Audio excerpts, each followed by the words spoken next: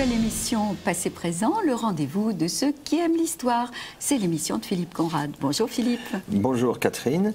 Alors aujourd'hui, dans notre première partie, j'évoquerai les procès de Moscou de 1936-1938. On va faire un grand retour en arrière vers une époque bien lointaine aujourd'hui, tout du moins pour les jeunes générations. Pourvu qu'elles ne reviennent pas à grande vitesse. Et puis ensuite, Catherine nous parlera d'une personnalité tout à fait exceptionnelle, la comtesse du Luard.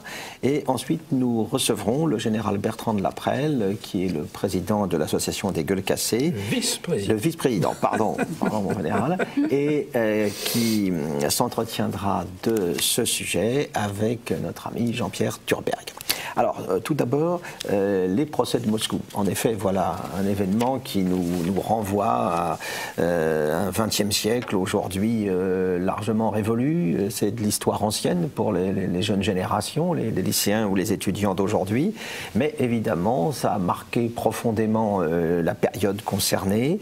Ça résume un peu, dans une certaine mesure, ce que fut le stalinisme.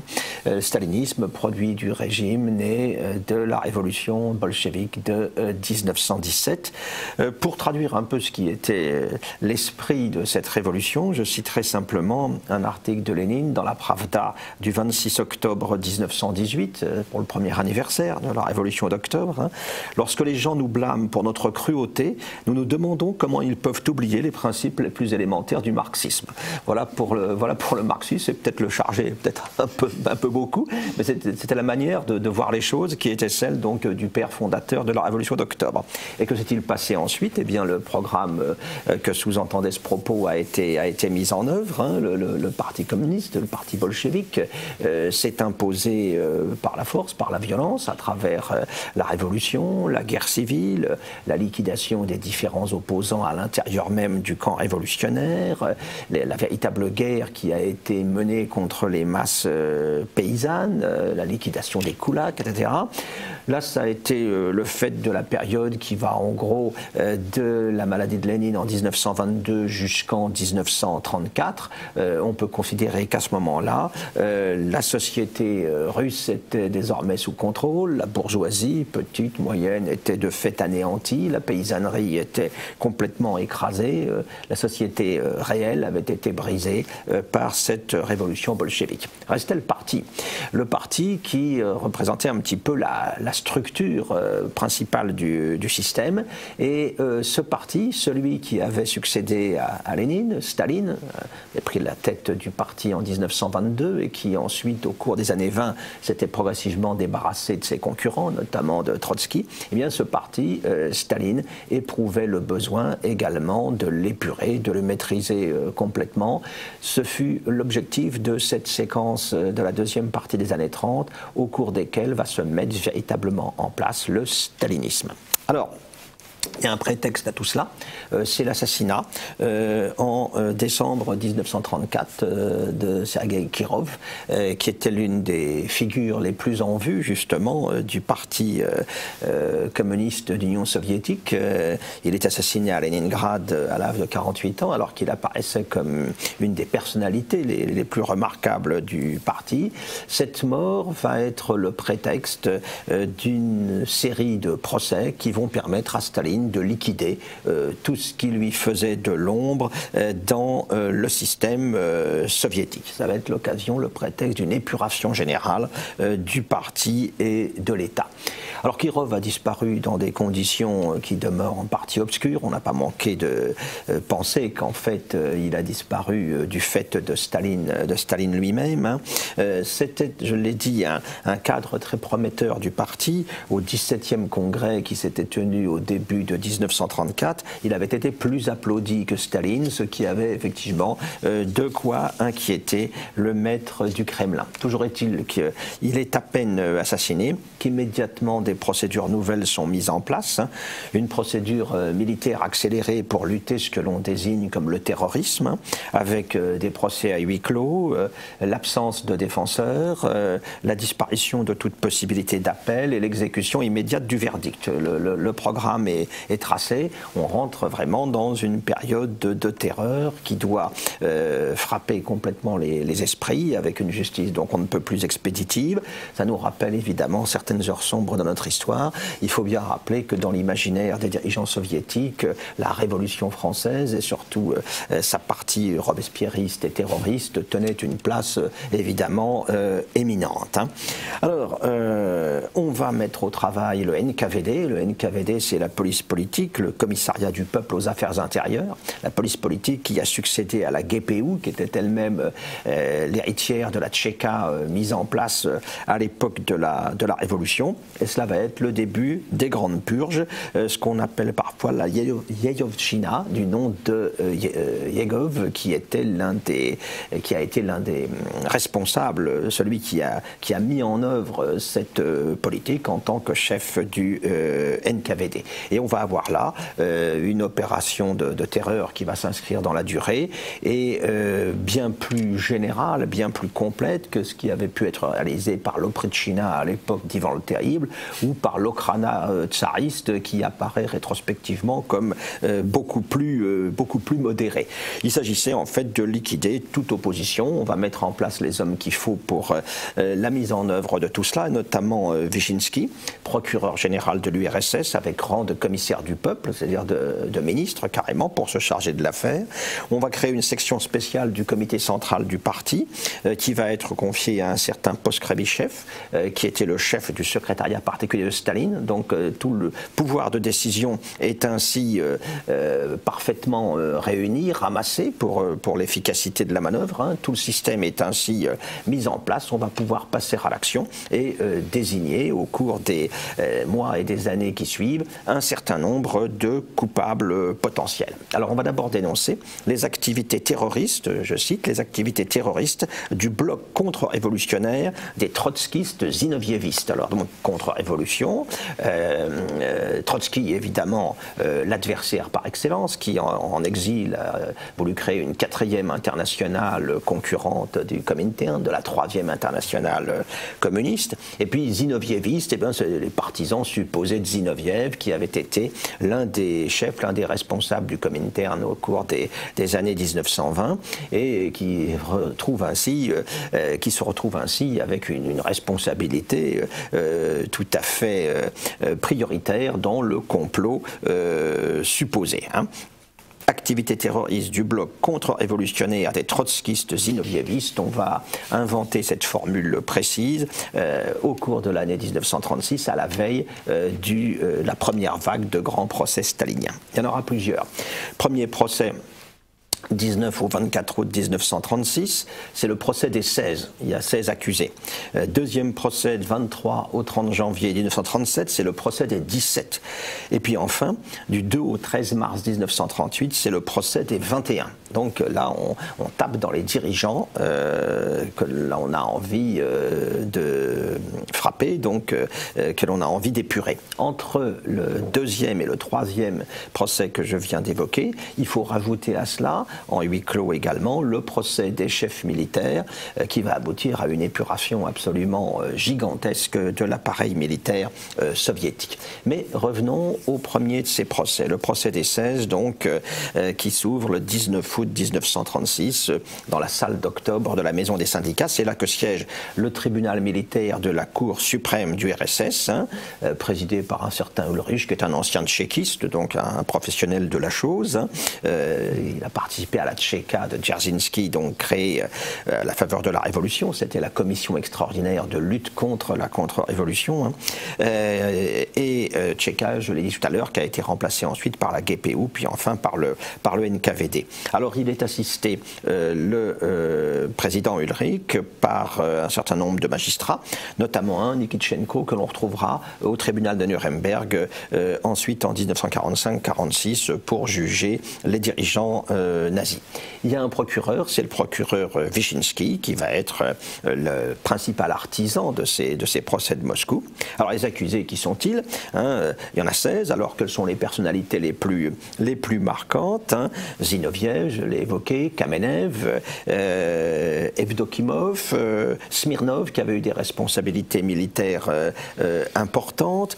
Kamenev Zinoviev avait constitué entre 1922 et 1925, après la maladie de Lénine, ce qu'on avait appelé la Troïka avec Staline. Et puis ensuite, Staline avait mis de côté ses deux concurrents, mais jusque-là sur un mode pacifique. En fait, le procès qui s'engage en août 1936, c'est en fait un deuxième procès, parce que les intéressés avaient déjà été poursuivis en janvier 1935, immédiatement après le meurtre de Kirov. Alors on leur avait donné de simples peines de prison, parce qu'on avait reconnu qu'il n'existait aucune preuve de leur participation en acte ou en pensée à cet assassinat. Mais en août 1936, eh bien, on va beaucoup plus loin. On a découvert les preuves contre ce centre de Moscou, Zinovievo-Trotskiste, comme je l'ai dit tout à l'heure, et on va accuser tous ces gens-là de terrorisme, ce qui est nouveau. On explique au cours du procès que depuis la fin 1932, une unification des groupes trotskistes, zinovievistes s'est constituée. C'est parfaitement imaginaire, mais ça fait rien. C'est constitué pour s'emparer du pouvoir. Comment s'emparer du pouvoir? En assassinant les principaux chefs du parti, les principaux leaders du gouvernement. Alors sont visés bien sûr Staline, Voroshilov, Kaganovitch, Kirov, qui a été une victime, Ordionikidze, Zhdanov, et toute une série d'autres. Kirov aurait été tué sur un ordre direct de Zinoviev et de Trotsky. Trotsky qui, je le répète, est parti en exil déjà depuis de nombreuses années à l'étranger. En 1936, il n'est pas encore arrivé au Mexique, je crois. Il doit se promener entre la France et la Belgique. Alors, les accusés adoptent une attitude un peu surprenante, c'est tout à fait nouveau, on retrouvera cela lors des procès de Prague après la Seconde Guerre mondiale.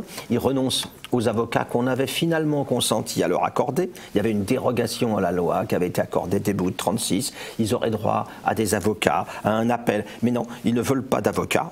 Ils ne veulent pas d'avocats. Ils ont accepté de tout avouer, tous leurs crimes, sans doute parce qu'on leur a donné quelques promesses, quelques garanties quant à la générosité du tribunal. Ils vont se charger eux-mêmes, dénoncer Trotsky, et ça n'empêche pas Wyszynski, le procureur, de les présenter comme des gens dangereux, cruels, impitoyables, et c'est en invoquant le peuple soviétique et les travailleurs du monde entier, évidemment, que le procureur va exiger que ces chiens enragés soient tous fusillés. Le chien enragé, ça commence à faire partie d'un vocabulaire, de métaphore animale qui va être repris à de nombreuses reprises. Déjà, pendant la Révolution, Lénine appelait à écraser les cafards de la contre-révolution ou assimilait les koulaks également à telle ou telle espèce animale. Kamenev va être condamné à mort, mais va considérer que le verdict est tout à fait juste et va appeler son fils à suivre le camarade Staline dans les progrès à venir de l'Union soviétique. Evdokimov va remercier le tribunal d'avoir réclamé la seule peine qu'il méritait, que nous méritions. Alors, le verdict va être rendu le 24 août, c'est la mort pour tous. Théoriquement, il y a un délai de recours en grâce de 72 heures, mais 24 heures plus tard, tout le monde est fusillé. Alors ce qui est intéressant aussi, ce sont les réactions que suscite cette affaire-là. Le social-démocrate autrichien Otto Bauer, dans le journal socialiste français, Le Populaire, s'inquiète beaucoup en considérant que c'est un immense malheur pour le mouvement ouvrier international. Il voit bien comment les adversaires du mouvement ouvrier vont pouvoir exploiter cette affaire-là. En revanche, les partis communistes, parfaitement disciplinés, aux ordres du Comintern, suivent sans broncher ce qui a été décidé à Moscou. On les avait vus davantage mobilisés quand avaient été exécutés aux États-Unis Sacco et Vanzetti, deux anarchistes italiens accusés d'un hold-up. On sait maintenant au moins un des deux était coupable, l'autre sans doute pas, mais il y avait une mobilisation populaire formidable pour dénoncer justement ce crime du capitalisme anglo-saxon. Mais là, pour ce qui concerne l'URSS, on est évidemment beaucoup plus discret. Alors, deuxième procès maintenant, en janvier janvier 1937, 17 accusés. Alors cette fois, c'est une autre dénomination. Il s'agit d'un centre trotskiste anti-soviétique qu'il convient de décapiter. Alors en plus des accusations précédentes, maintenant, on introduit le sabotage économique. L'URSS s'est lancé dans la planification pour développer son industrie. Eh bien, le sabotage est un des objectifs des conjurés. On les accuse de complicité également avec l'Allemagne et le Japon pour prévoir une mise en pièces, un démembrement de la patrie soviétique, de l'URSS. Alors là, qui sont les principales vedettes parmi les accusés? Piatakov, ancien vice-président du Conseil de l'économie nationale, donc un personnage oublié aujourd'hui, mais enfin très important. Karl Radek, alors qui a été un agent très important, un responsable très important du Comintern. Sokolnikov, un vieux compagnon de Lénine. Serebriakov, un ancien secrétaire du comité central, donc là encore du beau monde.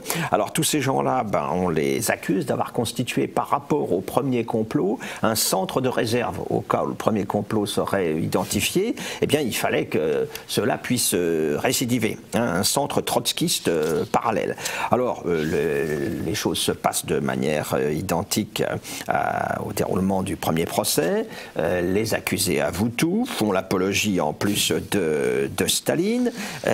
Piatakov refuse simplement que son activité trotskiste, qu'il veut bien reconnaître, soit assimilée à du fascisme. Voilà, c'est la seule réserve. Hein. Et bien entendu, Wyszynski, au nom du peuple tout entier, accuse et réclame le seul châtiment possible, la mort. Et effectivement, il y a 13 condamnations à mort sur 17 qui tombent le 29 janvier. Radek est épargné, 10 ans de camp seulement, mais il sera assassiné par ses co-détenus un peu après. Quelques jours après cette affaire-là, en février, Ordzhonikidze, qui était un protecteur de Piatakov, va se suicider. Alors un suicide qui laisse évidemment planer certaines incertitudes. Hein.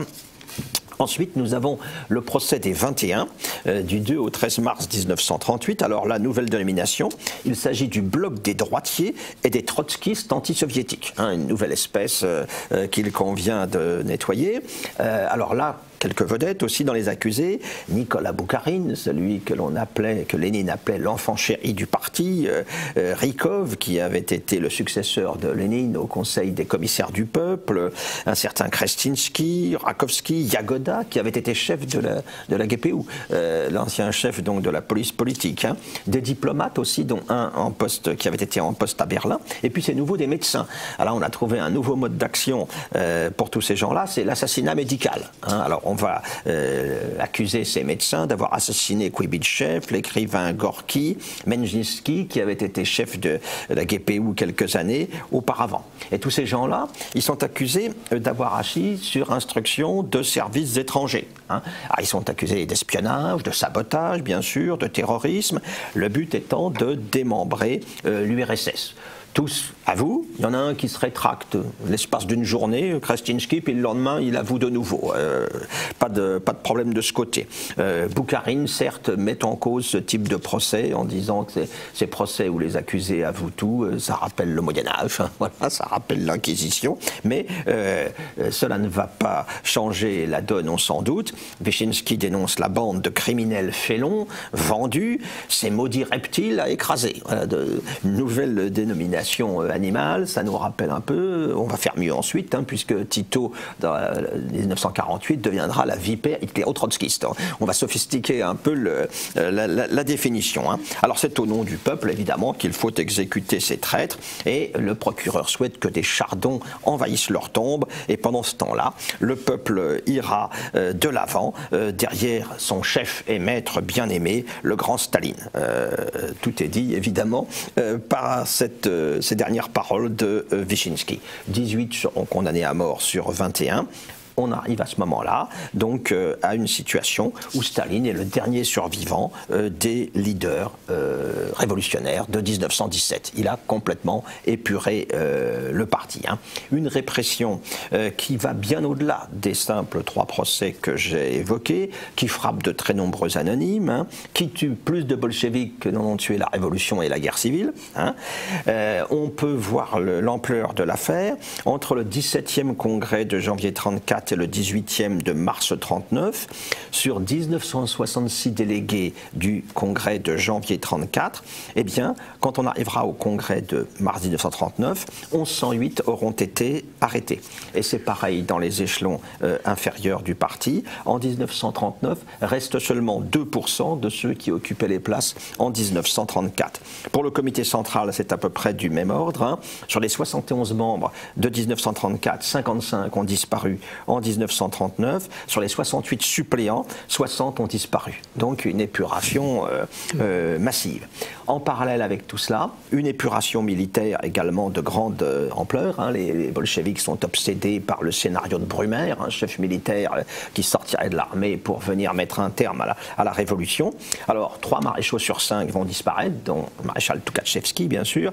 14 généraux d'armée sur 16 vont disparaître, 8 amiraux sur 8, 60 généraux de corps d'armée sur 67, 136 généraux de division sur 199, 221 généraux de brigade sur 397. Khrouchtchev lui-même, dans son rapport de 56, dira que 35 000 officiers ont été liquidés, c'est-à-dire 50% du corps des officiers soviétiques, et principalement dans les officiers généraux et supérieurs. Il ne faut pas oublier aussi, dans ce contexte-là, l'arrestation de 7 millions d'individus, 1 million d'exécutions. Hein, et quand on arrivera à la fin de 1938, il y aura 9 millions de détenus en URSS, dont 1 million en prison, 8 millions dans les camps de redressement que Solzhenitsyn dénoncera plus tard. Donc voilà le bilan de cette stalinisation qui ne sera reconnue et admise, il faut bien le rappeler, par tous seulement dans les années 1970, grâce à l'archipel du Goulag de Solzhenitsyn, car tous ceux qui l'avaient révélé auparavant, David Rousset, Kravchenko, n'avaient pas été entendus, n'avaient pas été crus, car évidemment à l'époque on attendait encore du socialisme soviétique les fameux lendemains qui chantent appelés de ses voeux par Aragon. Merci Philippe et bravo, et décidément la révolution dévore ses enfants. Restez avec nous.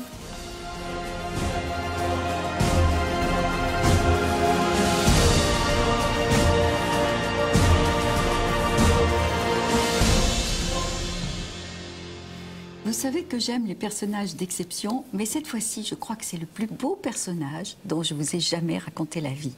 Elle s'appelle Leïla Agondokov, plus connue sous le nom de la comtesse du Luar. Et cette merveilleuse femme était une tcherkesse, une circassienne, comme l'écrira Guillemette de Sérigné dans son très bon livre que je vous recommande aux éditions Robert Laffont. C'est publié en 2011, La circassienne. Alors, Leïla Agondokov, elle est née dans une famille de militaires. Son père est général, Constantin.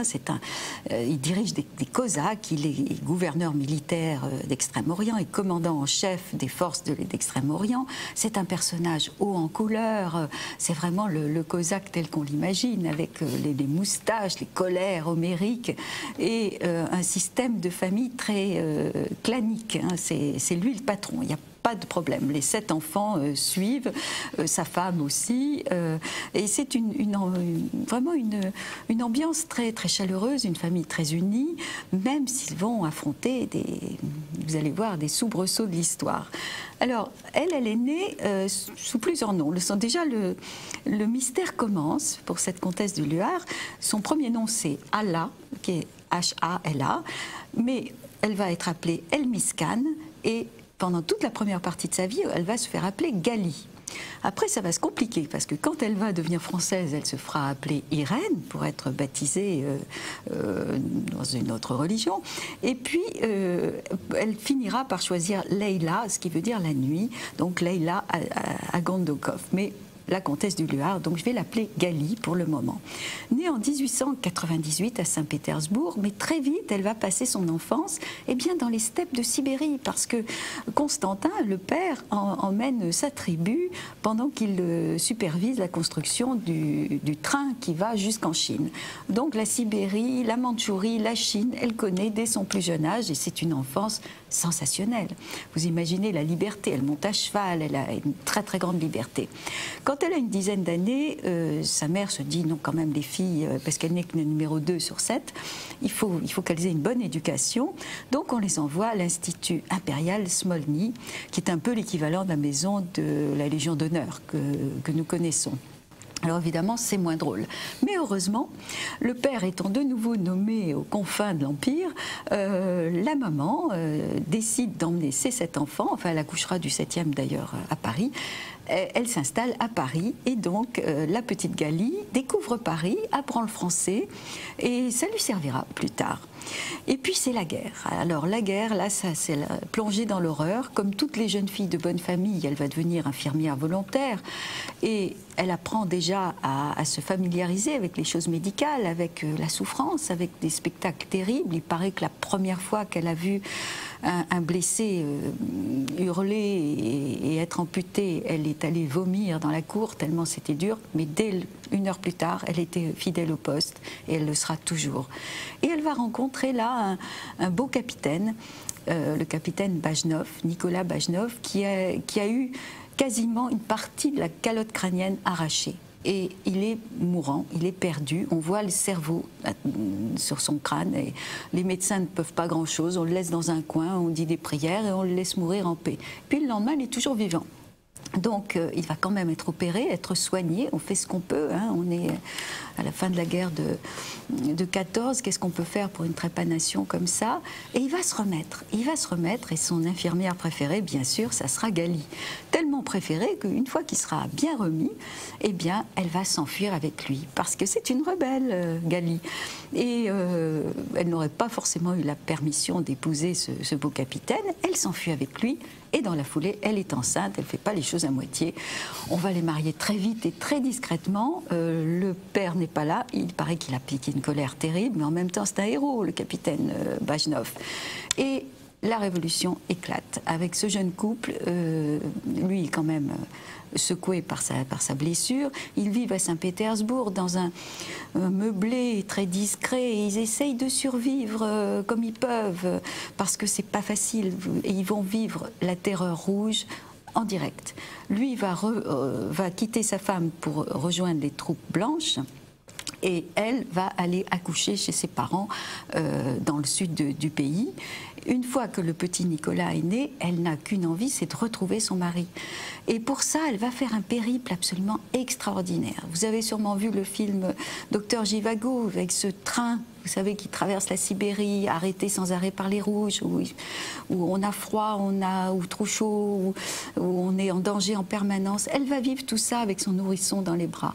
Et elle est incroyable. Quand le train est arrêté 3 semaines, parce qu'il y a des brigands, parce que pour 1000 raisons, eh bien, pendant 3 semaines, dans un village, elle va apprendre à broder avec les femmes du village. Elle est débrouillarde. Elle finit par retrouver son mari. Ils partent en Chine et là aussi elle est débrouillarde. Elle qui aurait dû être une jeune femme de bonne famille, eh bien elle apprend à tout faire elle-même et toujours avec classe, même s'ils n'ont presque rien à manger, il y aura des fleurs sur la table et un joli châle en dentelle et toujours le bébé dans les bras. Ils finissent par atterrir à Shanghai et là c'est une autre vie beaucoup plus facile et enfin facile. Elle va avoir une vie un peu plus facile parce qu'elle est tellement belle et elle a tellement d'allure et de classe qu'elle va devenir mannequin pour Chanel à Shanghai. Et le mari en prend au ombrage. Lui, il est resté dans la nostalgie de la Russie éternelle. Elle veut aller de l'avant. Il n'y a que ça qui la pousse. Elle a un goût de vivre et une énergie incroyable. Donc, ils vont se séparer et elle décide d'aller en France puisque Chanel, c'est en France. Comme il n'y a pas de bateau qui va vers la France, elle dit c'est pas grave, je vais faire le tour du monde. Elle passe par les États-Unis. Alors, il lui arrive mais l'aventure que j'ai pas le temps de vous raconter. Elle finira effectivement étant passée vraiment par le canal de Panama et tout ça, faire quasiment le tour du monde. Elle arrive en France, redevient mannequin chez Chanel. Elle fait vivre sa famille qui est revenue, Constantin, les frères, les sœurs. Elle va porter tout le monde. Elle va ouvrir des boutiques de mode et elle va rencontrer le comte de Luard, Ladislas de Luard, qui est un très bel homme, très chic, très bonne famille, riche. Elle mettra 6 ans à le convaincre de l'épouser parce que les beaux-parents trouvent que quand même elle est divorcée, elle a 2 ans de plus, elle a un enfant, elle est orthodoxe, tout ça, ça fait un peu désordre, mais ils finiront par se marier et elle fera une très très belle comtesse du Luard. Mais elle ne va pas s'arrêter là. Elle pourrait être juste une jolie femme qui passe de défilé de mode en soirée à l'opéra. Non. Elle a une idée, elle veut créer des antennes chirurgicales mobiles. Et ça tombe bien, c'est la guerre d'Espagne. Donc elle va faire ses armes là-bas, elle va elle-même conduire la première ambulance. Alors Ladislas y suit un peu, il est obligé de suivre. Enfin, d'abord il est très amoureux d'elle, et puis il l'admire, et puis on n'arrête pas celle qui est devenue Leïla. Elle fait ses armes donc pendant la guerre d'Espagne. Quand c'est la guerre de 40, elle fait la campagne de France, et elle finit par être en Afrique du Nord, en Algérie, avec une quarantaine de véhicules mobiles. Et c'est extraordinaire. Comme elle est très débrouillarde, elle a obtenu des financements américains, elle a fait plusieurs fois l'aller-retour à New York pour obtenir de l'argent, donc elle va avoir une équipe qu'on n'a jamais vue ailleurs. Les médecins sont militaires, les infirmières aussi, mais il y a beaucoup plus de confort et d'avancées techniques que dans l'armée française. Donc, par exemple, ces antennes chirurgicales vont être spécialisées pour le tri des blessés, tout de suite, le tri, le déchocage, tout de suite sur place. Après, elle répartira les blessés, les thorax, les têtes, les ventres, les transfusions. Et elle va sauver avec son équipe d'innombrables blessés. Ça va être vraiment merveilleux, et elle va en particulier faire toute la campagne de Tunisie. Et bien malgré le sable, malgré tout ce qui peut se passer, elle associe un certain chic. Les infirmières sont toujours impeccables, les uniformes blancs, immaculés. Le soir, elle a récupéré un piano, on chante, et il y a une ambiance extraordinaire. Elle est capable de faire des milliers de kilomètres en conduisant, de changer des roues, d'organiser. Là, elle n'est plus infirmière, elle organise, et Dieu sait qu'il faut organiser. Toute la campagne d'Italie, ça va être terrible, en particulier à côté de Mont Cassino. Là, ça sera le froid, la boue, c'est pareil, elle tient bon. Personne ne l'arrête, Leïla. Alors, bon, s'il y en a une qui aimerait bien l'arrêter, c'est la générale Catroux, qui est quand même, qui avait déjà persécuté Suzanne Travers, mais elle va se casser les dents sur Leïla, parce que personne n'arrête Leïla. Elle va terminer la guerre très brillamment. Elle est commandeur de la Légion d'honneur, elle est Grand Croix de l'Ordre du Mérite, elle va défiler sur les Champs-Élysées le 14 juillet 1945. Après la fin de sa vie, ça sera la Légion. Elle va être marraine du 1er régiment étranger de cavalerie, et ça, je laisserai le général en parler un petit peu plus tard. Elle connaîtra un immense chagrin, c'est la mort de son fils, qu'elle a adoré. C'était vraiment son grand amour, et Nicolas va mourir en 1954 d'une tumeur au cerveau. Là encore, le cerveau, et puis elle va perdre son mari plus tard. Tout ça ne l'arrête pas. Et lors de son enterrement aux Invalides, le général de Galbert, l'archange, dont je vous ai parlé pendant les cadets de Saumur, dira « Vous êtes la fille généreuse et ardente des seigneurs du Caucase, le secours des blessés de tous nos combats, la grande dame de la Légion étrangère. » Bravo, Madame la comtesse du Luard.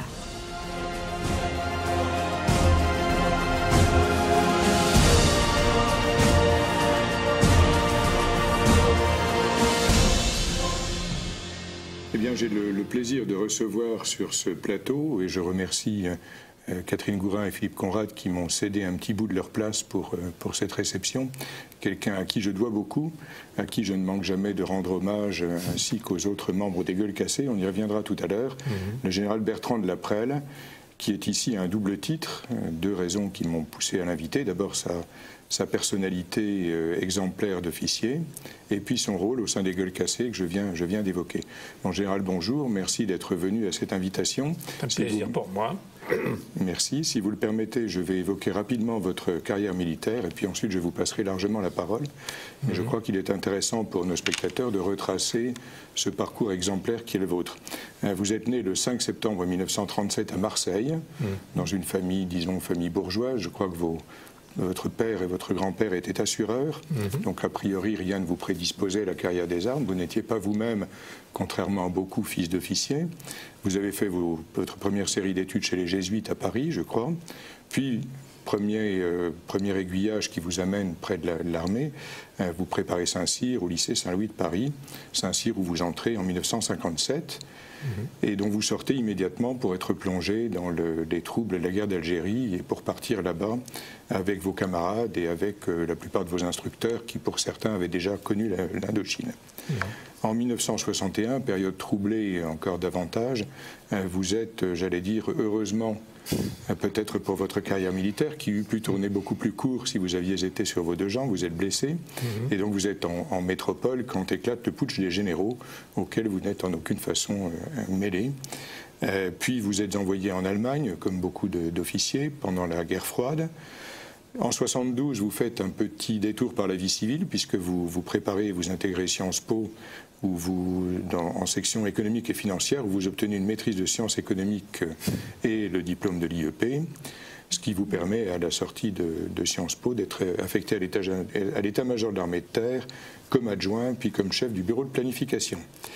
En 83, et là on rejoint le sujet que Catherine vient d'évoquer brillamment, on rejoint la comtesse du Luard. En 83, vous êtes colonel, vous êtes chef de corps du Royal étranger, le premier régiment étranger de cavalerie, comme on l'appelle familièrement, qui est alors encore basé à Orange, et vous avez comme marraine de votre régiment la fameuse comtesse du Luard, dont on vient nous brosser un portrait. Et là, j'anticipe un peu sur la suite, mais vous avez déjà une petite tendance à sortir des sillons bien tracés, bien droits, puisque je crois que pour la première fois, vous demandez que la comtesse du Luard puisse passer en revue votre régiment, ce qui n'était pas du tout dans la tradition. Je ne demande rien du tout d'ailleurs, je décide. Vous le faites, c'est encore mieux.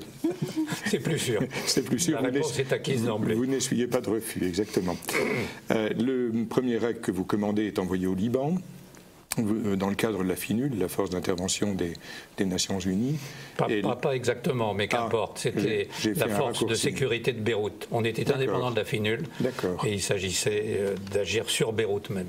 Merci de cette précision. Je crois que là, et là je suis sûr de mes sources, puisque je tiens cette information d'un de vos officiers que vous reconnaîtrez, qui servait à l'époque sous vos ordres, je crois que vous entrez dans les camps de sinistre mémoire de Sabra et Shatila, dans lesquels on a pas mal massacré. Vous y entrez une époque où les balles ont encore tendance à siffler, où rien n'est sûr, et vous y entrez en grand seigneur que vous êtes, debout dans votre jeep, sous le regard admiratif de vos légionnaires qui sont absolument secoués et baba devant ce... Ça aurait plu à la comtesse de Luard. Oui, noblesse oblige. Et puis vous revenez en métropole, puis vous repartez en Allemagne, où en 89 vous êtes général de division et vous commandez la 3e division blindée de Fribourg, à une époque où finalement la guerre froide touche à son terme, puisque le mur de Berlin ne va pas tarder à tomber. Vous prenez connaissance de cette chute avec émotion, direz-vous à un journaliste, je vous laisserai en parler. Ensuite, votre carrière se déroule de la façon la plus réglée et la plus régulière possible. En 90-93, vous êtes général de corps d'armée, major général de l'armée de terre, commandant de la force d'action rapide, dont j'ai eu le plaisir d'être voisin à l'époque, puisque c'était à Saint-Germain-en-Laye et à Maisons-Laffitte. Vous commandez ensuite la force de protection des Nations Unies en ex-Yougo, 1994-1990. 1995, pardon, où votre adjoint est un brillant officier du 2e REP qui a sauté sur Colvézi et qui depuis a fait lui aussi son chemin, puisqu'il s'agit du général Benoît Pugat, qui est aujourd'hui le chef d'état-major du chef de l'État. En 1995, vous êtes général d'armée, puis inspecteur général des armées dans l'armée de terre, puis conseiller du gouvernement pour la défense, puis fin de parcours brillantissime, mais je crois qu'il vous a beaucoup plu. Vous êtes gouverneur des Invalides, où vous côtoyez un petit peu de ce dont parlait Catherine tout à l'heure, les blessés, les grands blessés, tous ceux qui ont la chance ou la malchance de finir la guerre autrement que tués. Et puis depuis, c'est une des deux raisons, comme je l'ai dit en ouvrant cette séquence, pour lesquelles vous êtes là, vous devenez président, puis vice-président des Gueules Cassées. Moi, j'ai jamais été président, mais qu'importe. On ne prête qu'aux riches, mon général. Et vous êtes aujourd'hui encore vice-président de cette association à laquelle je dois beaucoup. Voilà, brosser à grands traits le parcours exemplaire d'un officier, puis d'un officier supérieur et d'un officier général. Mais votre indépendance de caractère, dont on parlait à propos de la comtesse du Luard, vous la manifestez à nombreuses reprises en disant, ce qui n'est pas toujours du goût de tout le monde dans cette institution qu'on appelle la Grande Muette, en manifestant des opinions qui, sans être choquantes, sont tranchées. Et mon général, je vais d'abord vous laisser parler sur ce résumé de carrière. Vous avez été en fait le témoin, et plus encore que le témoin, l'acteur de beaucoup d'événements contemporains, en tout cas de contemporains de gens de mon âge, d'événements qui ont fait l'histoire de la fin du XXe siècle. Est-ce que globalement, à travers ces événements et le rôle que vous y avez joué, vous avez le sentiment de ne pas avoir forfait à cette promesse que vous vous étiez faite, je crois, d'être de ceux qui participent à l'écriture de l'histoire ? Écoutez, d'abord merci d'avoir retracé ce long parcours qui dans mon esprit d'ailleurs n'a rien d'exemplaire. Je pense qu'on est un peu le fruit d'un destin que dans mon cas je préfère appeler la providence. Je pense effectivement avoir été marqué dans ma jeunesse par cette Deuxième Guerre mondiale dans laquelle mon père a été impliqué, prisonnier en Allemagne pendant des années. Et j'ai préparé le concours de Saint-Cyr au moment où le camp retranché de Dien Bien Phu tombait, marquant, je pense, une césure très profonde dans l'histoire de ce XXe siècle. Je pense d'ailleurs que cette période de Dien Bien Phu, que bien sûr je n'ai pas participé à ces combats, mais je pense qu'elle a profondément marqué la suite de mon parcours et qu'elle a profondément marqué la suite de notre histoire. Et je pense qu'on n'insiste pas assez sur cette chute de Dien Bien Phu et cette victoire en quelque sorte du monde asiatique, de la guerre révolutionnaire. Enfin, il y a, je crois, une attention importante à attacher à cet événement vraiment historique. Ensuite, disons que ma carrière militaire, elle m'a permis, à travers de multiples affectations, de conforter une idée qui m'est chère. J'ai entendu tout à l'heure que Philippe Conrad parlait de force et de violence sans trop les distinguer. Pour moi, la distinction est fondamentale et je pense que cette distinction a animé toute ma carrière. La violence est l'usage déraisonnable de la force. La force est une vertu cardinale. C'est un des dons du Saint-Esprit. Et je pense qu'il est essentiel de manifester justement cette vertu de force précisément pour éviter la violence. Et j'ai eu la chance, le destin encore une fois, ou la providence, d'avoir dans différentes étapes de ma carrière l'opportunité d'avoir le sentiment que cette vertu produisait des fruits. Et j'ai notamment vécu, vous l'évoquiez tout à l'heure, alors que je commandais la division blindée de l'armée française à Fribourg, dans le cadre donc de l'Alliance Atlantique, de voir le mur de Berlin tomber. Et il est certain que ma génération d'officiers, qui a consacré beaucoup de temps dans les camps de Mourmelon, de Suippes ou de Mailly, à faire la guerre contre un ennemi invisible, je crois que finalement, nous avons remporté, sans tirer de coups de canon contre l'ennemi, mais en tirer des coups de canon à l'exercice, nous avons contribué à notre modeste place à manifester ce que la force peut obtenir, c'est-à-dire la vertu du dialogue. Et puis je terminerai peut-être en disant que j'ai eu aussi le sentiment de mieux comprendre et de mieux m'impliquer dans ce qu'on doit attendre d'une force armée, qui en aucun cas n'est capable de résoudre des problèmes. Je crois que ce n'est pas à des armées qu'on demande de remporter des victoires, contrairement à des idées répandues. Les victoires, elles sont toujours remportées par des dialogues qui se situent au mieux au niveau des ambassadeurs, quelquefois à d'autres niveaux. Et je pense que le rôle des armées, c'est le rôle de la force, c'est de permettre qu'un silence des armes suffisant s'établisse pour que s'instaure un dialogue duquel sortent des dispositions qui peuvent engendrer la paix.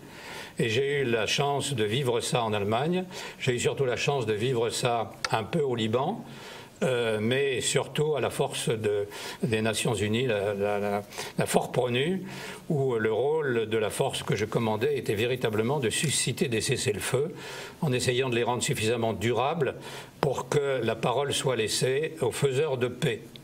Malheureusement, et j'en terminerai par là, on peut constater que souvent, les cessez-le-feu qu'on obtient procure aux autorités le sentiment que les choses se calment et qu'il est urgent de se préoccuper d'autres sujets. Et donc on n'exploite pas assez le sang des soldats qui donnent leur vie pour que ce silence des armes s'instaure et que place soit faite au dialogue. Et on passe à d'autres sujets. Je pense en particulier qu'au moment des affaires de l'ex-Yougoslavie, les affaires d'Afrique ont explosé. Ça a été bien sûr les affaires du Congo. Voilà. Mais je pense que toute ma carrière a été marquée par ce souci de promouvoir la force pour essayer de faire taire la violence. Et pour revenir à ce que vous disiez, la formule célèbre est totalement d'actualité. Après avoir gagné la guerre, il n'est pas si facile que cela de gagner la paix. Absolument. Et il ne faut pas compter sur les militaires pour le faire. En général, j'aimerais revenir sur cette bataille de Dien Bien Phu dont vous disiez tout à l'heure qu'elle vous a marqué, à juste titre. Comment l'avez-vous vécu dans cette institution qui était le lycée Saint-Louis à l'époque? Et puis, comme, j'allais dire, jeune, appelé par cette vocation, vocaré appelé, militaire, est-ce que vous avez ressenti ça comme le besoin impérieux d'aller de l'avant, ou est-ce que ça vous a fait réfléchir à cet engagement militaire que vous avez décidé de souscrire? Est-ce que vous avez analysé ça comme une défaite, comme un défi? Comment l'avez-vous vécu? Écoutez, à l'époque, nous avions le sentiment que... C'est amusant d'ailleurs que je planche après avoir écouté Philippe Conrad sur les procès staliniens, parce qu'on avait vraiment le sentiment à l'époque d'être dans une sorte d'immense bras de fer où le monde communiste menaçait ce qu'on appelait à l'époque le monde libre, avec peut-être d'ailleurs un sens un peu optimiste de cet adjectif. Mais il est vrai que ma génération, à travers ces guerres de décolonisation, a été extrêmement marquée par l'idée que nous étions confrontés, nous, monde libre, à une époque où les racines chrétiennes de la France n'étaient pas encore contestées, et celles de l'Occident, qu'on était confrontés à une sorte d'énorme bras de fer, de lutte du mauvais contre le bon, du mal contre le bien, comme diront bientôt de façon un peu maladroite certains présidents américains. Et la défaite de Dien Bien Phu, moi je l'ai vécue à une époque où je devais être en terminale ou en première année de préparation du concours de Saint-Cyr, comme une sorte de grand défi qui était posé à ma génération, de faire face, comme ces anciens l'avaient fait, à cette menace que le communisme faisait peser sur nous. Et je n'ai pas été en Indochine parce que ma génération est arrivée dans les unités 2 ou 3 ans trop tard, si j'ose dire. Mais nous sommes arrivés en Algérie avec un peu le sentiment que nous prolongerions cette guerre contre le communisme qui prévalait. Et je pense que beaucoup de mes camarades, à l'époque nous avions 20 ans, on était évidemment fascinés par l'exemple que nous avaient donné nos anciens dans cette cuvette de Dien Bien Phu. Un certain nombre d'instructeurs en revenaient et c'était pour nous un défi que de nous montrer à la hauteur. Et en plus, à la hauteur, j'allais dire sur le plan professionnel, mais avec un sens qui était donné à tout cela et qui était véritablement le souci de servir avec un grand S dans un cadre d'avenir d'un pays qui se sentait menacé dans son existence même. Vous me fournissez la transition, en général, avec la guerre d'Algérie. Vous avez vécu la guerre d'Algérie, si je peux résumer, contredisez-moi si je vais trop vite et trop loin, avec sérénité, malgré les événements horribles qui se déroulaient sur le terrain. Je crois que vous n'avez pas dans votre âme de soldat et dans votre âme de chrétien, parce que je crois que vous êtes foncièrement chrétien, ça n'est un mystère pour personne, même si vous respectez toujours la laïcité. Vous avez vécu cela sans trop de troubles, contrairement à d'aucuns qui ont voulu faire de cette guerre d'Algérie quelque chose de déshonorant, ou en tout cas quelque chose de discutable au sens le plus désagréable du terme. Vous avez, je crois, même apposé votre nom au bas d'un manifeste d'un certain nombre d'officiers généraux qui ont déclaré publiquement, à l'époque où un certain nombre de procès, qui ne sont pas sans évoquer des procès staliniens, étaient intentés à des gens de premier plan. Vous avez déclaré que cette guerre ne vous posait pas de problème de conscience particulier. Est-ce que vous pourriez nous en dire un mot, mon général? Alors, je pense qu'il faut préciser que j'ai eu la chance, là encore, la Providence m'a aidé, d'être affecté pendant cette guerre d'Algérie dans un régiment parachutiste qui appartenait à la 25e division parachutiste, responsable donc d'agir dans l'ensemble du Constantinois. J'étais au premier régiment des hussards parachutistes, premier HP, et donc je ne commandais que des métropolitains et des engagés. Donc je n'ai pas été confronté à ces périodes qui ont été absolument dramatiques, avec lesquelles j'ai souvent parlé avec beaucoup de mes camarades, et qui ont eu sous leurs ordres des harkis ou des appelés ou des rappelés, pour qui les états d'âme étaient évidemment liés à leur statut. Moi, j'ai eu le privilège de commander des professionnels et dans des missions qui étaient extrêmement précises et qui visaient, sur l'appel des unités de secteur, à venir essayer de traiter, entre guillemets, le problème qui n'était pas forcément de leur niveau, de réduction des katibas ou des forces FLN qui venaient semer la perturbation dans les secteurs dont ils étaient responsables, d'y assurer autant la paix que possible. Donc vous avez pu faire usage de cette force qui n'est jamais violence, comme vous le disiez tout à l'heure. Voilà. Contrairement à d'autres qui, peut-être, commandant des troupes moins aguerries, moins professionnelles, ont été confrontés Alors, à des... ceci étant, les seuls états d'âme que j'ai, mais a posteriori et bien des années après, ça a été de constater qu'au fond, notre objectif, c'était de faciliter le travail des troupes de secteur en venant traiter toujours, entre guillemets, les forces qui s'opposaient à leur travail. Et j'ai un peu le sentiment, encore une fois a posteriori, que notre objectif était quand même un peu de faire du bilan, pour utiliser le vocabulaire de l'époque, et qu'on l'a peut-être fait dans certaines circonstances, et de façon totalement involontaire, dans des conditions qui ont rendu un peu plus difficile le travail des unités de secteur. C'est-à-dire qu'on venait dans des zones qu'on ne connaissait pas parfaitement, et on était bien décidé à faire en sorte que les fauteurs de troubles qui perturbaient le travail des unités de secteur soient mis à mal. Mais c'est vrai qu'arrivant dans des zones où nous ne restions que pas très longtemps, nous n'avions pas cette culture du maintien de la paix. Bon, c'est la seule restriction que je peux apporter. J'ajouterais que j'ai eu la chance au moment du putsch, parce que j'étais encore présent, enfin j'appartenais toujours à ce premier hussard. J'étais chez les crâniens à Barbier-Hugo, là, dans un hôpital, après avoir été trépané. Donc je n'ai pas eu à choisir, entre guillemets, mais j'ai un colonel qui à l'époque a eu une très bonne réaction et qui a considéré que quoi qu'il arrive, l'important c'était que les unités continuent à agir dans un cadre militaire. Et au lieu de regagner Alger, comme l'a fait le deuxième rep d'Élie Saint-Marc et quelques autres, il est parti sur la frontière tunisienne avec son régiment pour assurer l'imperméabilité autant que possible de cette zone pendant que d'autres la dégarnissaient pour s'engager dans le putsch. Vous avez dit quelque part, pardon Catherine, que vous n'analysiez pas le putsch comme un coup d'État ou comme une tentative de coup d'État. Absolument. Mais comme, là je vous laisse reprendre la parole, mon général. Écoutez, moi j'analyse ce putsch comme une réaction désespérée d'autorités de très haut niveau qui se trouvaient continuer à devoir engager la vie de leurs soldats pour une cause dont on leur disait qu'elle n'avait plus de sens. Et je pense que ce qu'il y a de pire pour un soldat, c'est d'engager la vie de ses subordonnés dans des causes soit perdues, soit immorales, soit qui contredisent son éthique. Et je pense qu'un certain nombre de ces généraux étaient viscéralement engagés dans la mission qui leur avait été confiée, qui brusquement changeait de nature, changeait d'objectif, et pour laquelle on continuait à faire tuer des soldats. Et ça, c'est insupportable. Oui, je voulais simplement ajouter, à propos du putsch, que l'on retrouve la comtesse du Luard qui, après le jugement des capitaines en particulier, les capitaines ayant été exclus de l'armée, souvent ils avaient des familles, ils étaient dans une situation très très difficile. Et là aussi, la comtesse du Luard va avoir une action, comme toujours, bénéfique, généreuse. Et c'est elle qui va être... Là, les passeurs de mémoire que nous sommes, nous sommes encore plus redevables. C'est elle qui va aider le lieutenant Lobel à enregistrer ce fameux disque du premier rep aux arrêts de forteresse à Nogent. Nous lui devons ce témoignage exceptionnel sur une époque lointaine, disque culte que j'ai contribué à rééditer. Que les éditions italiques n'en suis pas peu fier.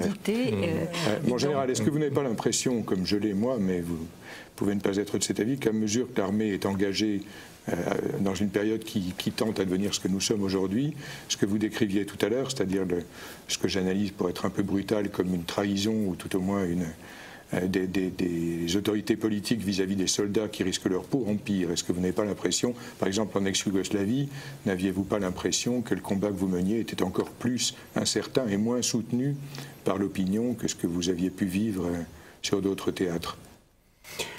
Écoutez, je voudrais d'abord insister sur un point, c'est que les généraux en deuxième section, auxquels j'appartiens, constituent un corps dont une des préoccupations principales doit être de contribuer à faciliter l'exercice de leur commandement par leurs successeurs.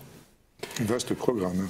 J'ai occupé un certain nombre de fonctions qui m'ont amené à nourrir à l'égard de certains généraux en deuxième section un peu d'amertume dans les jugements tardifs qui portaient sur l'incompétence supposée de ceux qui se trouvaient désormais en fonction. Bon, donc je ne voudrais surtout pas tomber dans ce travers.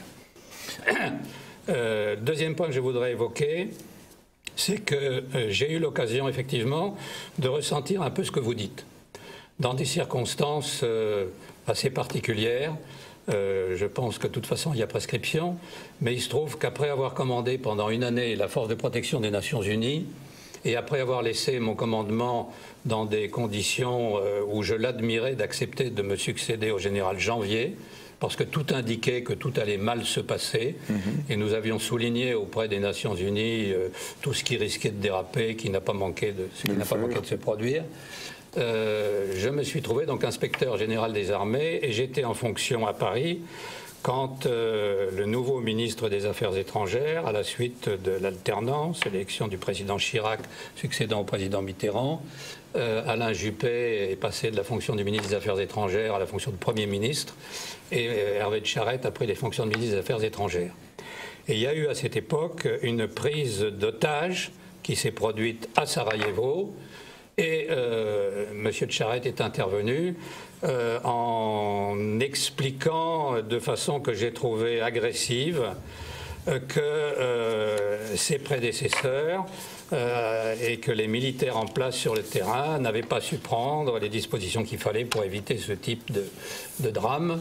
Et je me suis retrouvé dans le bureau du président Chirac pour lui expliquer que je trouvais insupportable qu'on mette ainsi en difficulté ceux qui, sur le terrain, s'étaient efforcés d'appliquer aussi loyalement et précisément que possible les directives qu'ils avaient reçues. Mais je dois dire, pour répondre à votre question, que j'ai été plus marqué par ce problème de la dissonance entre les directives politiques et les directives militaires dans mon commandement des Nations Unies.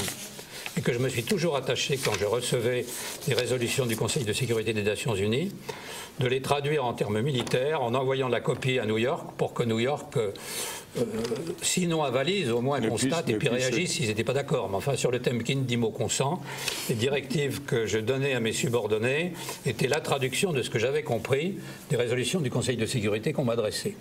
Je crois que c'est un peu la bonne manière. Un dernier point peut-être quand même, c'est que je pense qu'au niveau très élevé où ils se situent, les chefs d'état-major ont une mission épouvantablement difficile et qui remplissent, je trouve, d'une façon assez adroite, voire exemplaire. Et cette difficulté, elle réside dans le fait qu'il faut, vis-à-vis des autorités politiques, se montrer inquiétant, se montrer réaliste, et ne rien taire de la réalité des situations. Est-ce que vous me permettez, mon général, de citer quelques cas sur lesquels vous êtes intervenu en mettant en application cette maxime que vous venez d'énoncer? Ouais. Bon, il y a eu des polémiques sur la repentance à propos de la guerre d'Algérie, dont on vient de parler. Je crois que vous avez même été l'objet d'une véritable camarilla d'une certaine gauche qui vous a reproché de ne pas éprouver suffisamment de repentance. Vous avez fait litière de tout ça avec un geste de grand seigneur dont vous êtes coutumier. Il y avait le rôle et la mission des soldats de la paix dont vous venez de parler, sur lequel vous êtes intervenu. Le problème de la conscription, sur lequel vous avez dit des choses claires et sensées qui ne plaisaient pas à tout le monde. Sur la judiciarisation du métier de soldat, cette manie qu'on a maintenant de faire passer les chefs militaires devant des tribunaux civils pour juger de situations que par définition l'ENM ne prépare pas très bien à comprendre et a fortiori à maîtriser. Et puis deux exemples qui sont plus proches de nous encore, Jean Zay, dont il a été beaucoup question ici. Nous lui avions consacré une émission. Philippe en a parlé de façon tout à fait brillante. Vous vous êtes ému avec quelques virulences contre son entrée au Panthéon. On n'y reviendra pas parce que ce serait une émission à soi tout seul. Et pour finir, un sujet sur lequel je suis personnellement très sensible, vous vous en doutez, c'est le sujet des 100 affiches pour le centenaire, cette exposition d'affiches sur la guerre de 14 qui a fleuri sur les Champs-Élysées, où vous vous êtes, et je suis de tout cœur avec vous, modestement mon général, ému de ce qu'on met en avant la boucherie dont ont été victimes les poilus, ce qui n'est pas totalement faux, mais en oubliant totalement qu'ils n'étaient pas des moutons livrés au couteau de l'égorgeur, mais qu'ils étaient des patriotes servant leur pays avec... C'est dire, mon général, que je renvoie à nos téléspectateurs pour en savoir plus sur les prises de position courageuses, lucides et tranchées du général à Internet. Vous tapez Général Bertrand de Laprelle et vous avez tout le détail de cela. La réflexion d'un grand soldat. D'un grand soldat, d'un grand seigneur, et ça n'est pas si fréquent dans la Grande Muette. Beaucoup de grands... Mon général, je ne voudrais pas que nous terminions, hélas, le temps passe très vite, mais sans envoyer le coup de chapeau promis aux gueules cassées, dont vous êtes le vice-président. J'explique pour les téléspectateurs qui ne sauraient pas encore, Dieu sait que je les évoque souvent ici, que les gueules cassées ont eu... toutes les fois. C'est vrai, mais quand on a une dette, on s'efforce de la payer. Les gueules cassées ont financé, préfinancé ce chantier pharaonique et un peu fou qui était le livre Les 300 jours de Verdun, que j'ai eu l'honneur de publier. Et je voulais vous rendre hommage et rendre hommage aux gueules cassées. Est-ce que vous pouvez, pour finir cette émission, nous dire quelques mots sur les gueules cassées, que vous connaissez bien? Écoutez, les gueules cassées, d'abord, ils existent toujours, je les ai rencontrés. Beaucoup s'imaginent qu'avec le dernier poilu, les gueules cassées ont disparu dans la tourmente. Ça n'est heureusement ou malheureusement pas le cas. Malheureusement parce que nous avons encore beaucoup de blessés de la face et de la tête que nous continuons à accueillir dans nos rangs. Heureusement heureusement, parce que nous continuons, grâce à nos ressources, à notre réseau de bénévoles, à nos camarades très impliqués dans les soins à apporter sur le plan physique, mais sur le plan également moral, matériel, à nos camarades, nous continuons à essayer de leur permettre de sourire quand même. Votre fière devise, très belle devise des gueules cassées. Et nous continuons à avoir, venant d'Afghanistan, venant du Mali, venant du Liban ou d'ailleurs, un certain nombre de camarades qui, grâce au ciel, bien que défigurés, bénéficient aujourd'hui de progrès médicaux, absolument. Voilà. Grâce à votre action, puisque deux axes dans l'intervention des gueules cassées. D'une part, aider, promouvoir, favoriser la recherche et la médecine de la chirurgie faciale, conformément à votre acte de naissance.